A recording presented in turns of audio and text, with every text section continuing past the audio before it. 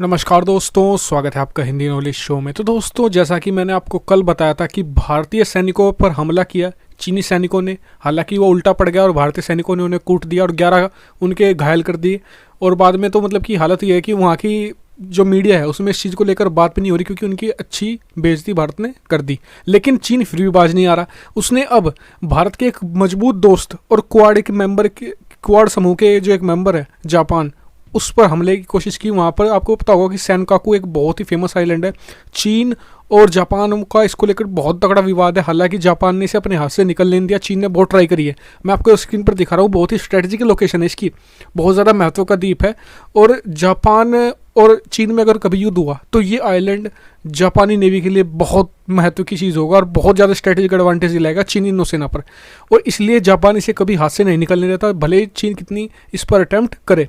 तो हुआ क्या कि कुछ जापानी फिश बोट वहाँ पर नॉर्मल जैसा होता है, मतलब कि वहाँ फिशिंग कर रही थी, लेकिन चीनी कोस्ट गार्ड की 2 सिपाही और उन्होंने उन्हें फॉलो करना शुरू किया और काफ़ी देर तक पीछा किया। हालांकि वो बेचारे भाग गए और जापान की मतलब कि जो समुद्री सीमा है वहाँ पर चले गए, उनकी मतलब कि प्रोटेक्शन में चले गए जापानी नेवी की, और वो बच गए। लेकिन ये हो क्यों रहा है, ये एक बड़ी बात है। देखिए, चीन जिस देश में छींकना तक मना है, उसकी सेना और नौसेना ऐसी हरकतें कर दे बिना टॉप लीडरशिप के आदेश के, इम्पॉसिबल है। मैं आपको कारण बता दूंगा इस वीडियो में, और साथ ही सेनकाकू के बारे में भी कुछ बताऊंगा आपको। तो चलिए वीडियो को हम शुरू कर लेते हैं। लेकिन उससे पहले मैं आपको एक रिक्वेस्ट है कि आप इस चैनल को सब्सक्राइब जरूर कीजिए, क्योंकि बहुत से लोग सब्सक्राइब नहीं कर रहे। वीडियोस तो बहुत लोग देखते हैं, लाइक भी करते हैं, लेकिन सब्सक्राइब भी आप कर सकते हैं, जिससे कि आने वाली सारी अपडेट आपको मिले। तो दोस्तों, चलिए वीडियो को शुरू कर लेते हैं। तो सबसे पहले बात कर लेते हैं कि चीन ऐसी हरकतें कर क्यों रहा है। देखिए, कोविड-19 जो चीन से फैला है, इससे लेकर चीन पर बहुत ज़्यादा प्रेशर भी है भाई। इंटरनल भी उनके प्रेशर है, जो लोगों के अंदर गुस्से का उबाल है, और एक्सटर्नल भी है। रोज़ तीसरे दिन अमेरिका की नेवी जाती है और चीन के अंदर, चीनी जो समुद्री सीमा है उसके अंदर घुसती है, मज़े से पेट्रोलिंग करती है और वापस आ जाती है। इसको लेकर उसकी फजीयत दुनिया भर में और हो रही है। लेकिन चीन फिर भी बाज क्यों नहीं आ रहा अपनी हरकतों से। देखिए, मैं आपको कारण बता देता हूँ। चीन का जो नेचर है ना, वो ऐसा है कि अपने जो मतलब कि अगर फ्यूचर में होने वाले दुश्मन को पहले ही डरा कर रखो। भारत और जापान ने चीन के खिलाफ अभी कुछ ऐसा कोई खास कदम नहीं उठाया है, और चीन को डर है कि कहीं ये दोबारा फिर से क्वाड को ज्वाइन करके भारत चीन के खिलाफ कोई कड़ी कार्रवाई ना कर दे, क्योंकि जापान और भारत की नेवी बहुत मजबूत है। जापान की नेवी का कम मत समझिए। कहा जाता है कि चीन को इतना डर किसी और देश से नहीं लगता जितना कि जापानी नेवी से लगता है, क्योंकि जापान की नेवी हिस्ट्री में कई बार चीनी नौसेना को पूरी तरीके से मिटा चुकी है, और इसलिए काफ़ी डिजास्टर्स मतलब कि इसकी नेवी को माना जाता है। उधर से भारत दुनिया की 4थी सबसे बड़ी नेवल रखता है, और 2030 तक खबर यह है कि भारत 3री सबसे बड़ी नेवल फोर्स बन जाएगा। तो चीन को ये भी डर है।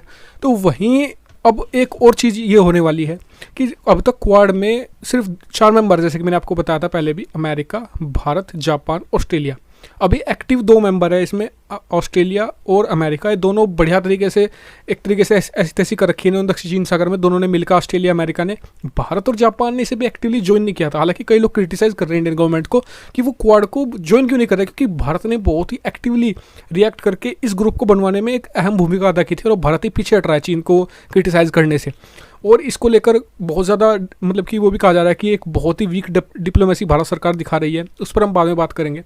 तो चीन को डर है कि कहीं इसे दोबारा ज्वाइन न कर ले, इसलिए चीन अपनी असर्टिव पॉलिसी अपना रहा है, यानी कि भारत और जापान को ये दिखाकर कि हम भी आपके खिलाफ कड़े एक्शन ले सकते हैं, आपके वीक पॉइंट को दबा सकते हैं, अगर आप हम पर एक्शन लेंगे, क्वाड को आप ज्वाइन करेंगे। ये एक डराने वाली कोशिश। दूसरी एक चीज़ ये भी है कि WHO की मीटिंग होने वाली है इस साल, बड़ी मतलब कि इसी महीने के एंड में, बड़ी महत्वपूर्ण। भारत है उसका चेयरमैन, और जापान है इसका, जो आज की तारीख में जापान इसका चेयरमैन है, और आने वाले समय में जब ये 15-20 दिन में मीटिंग होगी उसमें भारत उसका चेयरमैन बन जाएगा। तो इन्हें, इस चीन को इस समय डर इस चीज़ से लग रहा है कि कहीं WHO में जापान और भारत मिलकर उसके खिलाफ कुछ कड़ी कार्रवाई का प्रस्ताव न ला दें। जी हाँ, ये एक बड़ा डर है। तो ये पहले से ही एक असर्टिव यानी कि अग्रेशन वाली पॉलिसी अपनाना है जापान और भारत को डराने की, कि हम आपके खिलाफ मिलिट्री एक्शन लेंगे अगर आपने ऐसा कुछ किया। हम डोकलाम जैसा करेंगे भारत के साथ, और चीन के साथ हम, जापान के साथ हम कुछ उसकी नेवी के खिलाफ। सेनकाकू आइलैंड बहुत महत्व का द्वीप है दोस्तों। कहा जाता है, जापान में भी इस पर चर्चा होती है कि सेनकाकू, अगर जापान और चीन में कभी युद्ध हुआ तो जापानी नौसेना को बहुत ज़्यादा एडवांटेज देगा सेनकाकू आइलैंड, और चीन को डायरेक्ट टारगेट करवा यहाँ से जो जापानी नेवी डायरेक्ट टारगेट कर सकती है चीन को, और चीनी इस्टेब्लिशमेंट को, जो उसने मतलब कि आइलैंड बनाया है दक्षिण चीन सागर में, उन्हें भी डायरेक्ट टारगेट कर सकती है।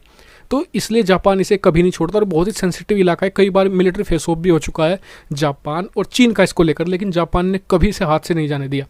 तो ये कुछ कारण थे जिनकी वजह से ये हो रहा है। और सेनकाकू आइलैंड, मुझे अब ऐसा लगता है कि भारत को अब खुलकर सामने आना चाहिए। देखिए, ऑस्ट्रेलिया एक छोटा सा देश है यार, समझने वाली बात है, छोटा सा देश है, छोटी सी नौसेना है, उसने बड़े दिमाग से काम लिया। मतलब कि शुरुआत में उसे भी डराने की कोशिश करी चीन ने कि अगर आपने हमारे खिलाफ कुछ ऐसा बोलने की कोशिश की, हम आप पर इकोनॉमिक प्रतिबंध लगा देंगे, हम आपके जो सामान है चाइना में इंपोर्ट होते हैं उन पर बैन लगा देंगे। लेकिन ऑस्ट्रेलिया ने क्या किया, उसने डबल एग्रेशन दिखाकर उसकी पॉलिसी को वहीं ख़त्म कर दिया। मतलब कि अपने जो यूएस है वो अपनी नेवी को लेकर जा रहा था दक्षिण चीन सागर में, मतलब कि चीन की बैंड बजाने के लिए। उसने क्या किया, ऑस्ट्रेलिया ने अपने भी 2 डिस्ट्रॉयर भेज दिए जी उसके साथ में। हालांकि अमेरिका को जरूरत नहीं थी कि भाई ऑस्ट्रेलिया के डिस्ट्रॉयर आएंगे तो भी हमारी माइट पड़े, उनकी काफ़ी बड़ी सेना 7th फ्लीट पड़ी है जापान में। तो लेकिन ऑस्ट्रेलिया ने भेजे सांकेतिक रूप से जिससे कि चीन पर दबाव बनाया जा सके, और उसने काम किया। उसके बाद वो दिन है आज से 15 दिन पहले और आज का दिन है, चीन ने चूं तक नहीं की। ये एक मुझे लगता है कि चीन के खिलाफ यही पॉलिसी काम करते हैं। चीन को आपको हिट करना पड़ेगा, हार्ड हिट करना पड़ेगा, तभी वो घुटनों पता। भारत ने किया था, डोकलाम के टाइम भारत ने किया था, वो दिन था और कल तक का दिन था। चीन की सेना दोबारा घुस नहीं पाई, भारतीय सेना ये भारत के इस क्षेत्र में, भारतीय क्षेत्र में, लेकिन फिर से दोबारा उन्होंने वही हरकतें शुरू कर दी हैं। तो चीन का इलाज वही है, भारत अगर डिफेंसिव रहेगा तो चीन भारत को ऐसे ही दबा के रखेगा, ये बात आपको निश्चित। मुझे इस गवर्नमेंट की सबसे अच्छी बात यही लगती थी अब तक कि ये गवर्नमेंट की जो पॉलिसी थी अग्रेशन वाली थी, जिससे कि पाकिस्तान भी और चीन डर कर रहते थे।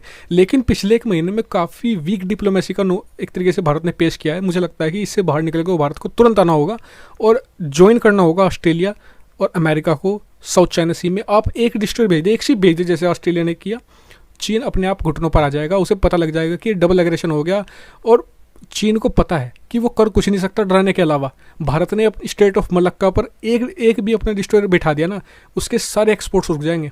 जी हाँ, क्योंकि सारे एक्सपोर्ट वहीं से होकर जाते हैं और भारत के वहाँ पर अंडमान निकोबार द्वीप समूह के बहुत सारे आइलैंड है, भारत वहीं बैंड बजा देगा। तो ये कुछ कारण थे जिनकी वजह से मुझे लगता है कि चीन ये सब कुछ कर रहा है जापान और भारत के खिलाफ। आप मुझे कमेंट करके जरूर बताइएगा कि आपको क्या लगता है और क्या मेरा एनालिसिस सही है, जरूर बताइएगा। और साथ में चैनल को सब्सक्राइब कर लेना क्योंकि आज बहुत सारी वीडियो आने वाली है। तो फिलहाल इस वीडियो में इतना ही। वीडियो देखने के लिए धन्यवाद। चैनल को सब्सक्राइब शेयर करते हैं। Thank you very much for watching video.